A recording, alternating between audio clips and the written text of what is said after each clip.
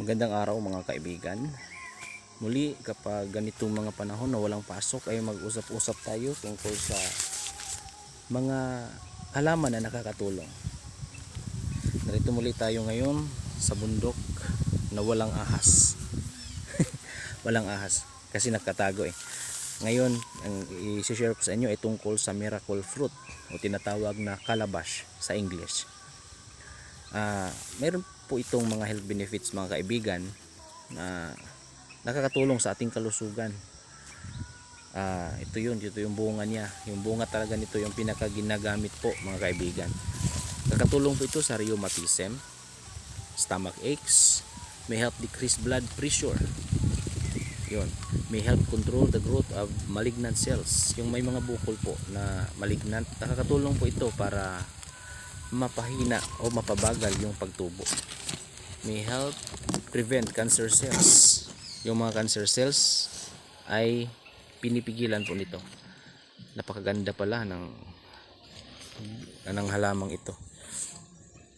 May help treat UTI, yung urinary tract infections and other bacterial infections. Yung UTI yun yung dahil sa malabis na pag-inom ng mga soft drinks, pagkain ng mga chichirya.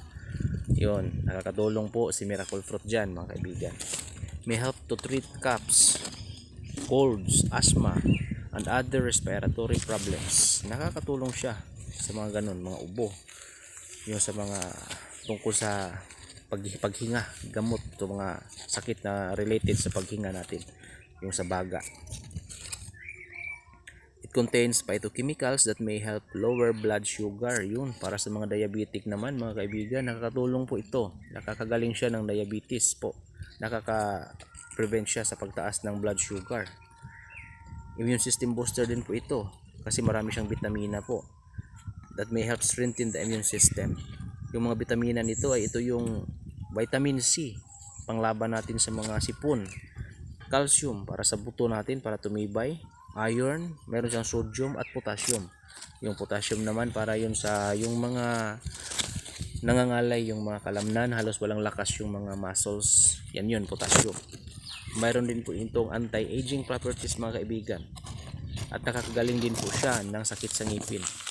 Yun, marami palang gamit ang miracle fruit.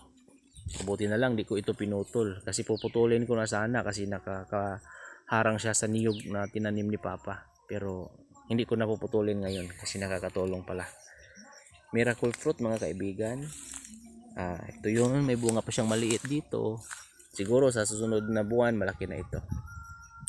At yun lang muna sa ngayon mga kaibigan. Maraming salamat sa inyo at magandang araw po hanggang sa muli.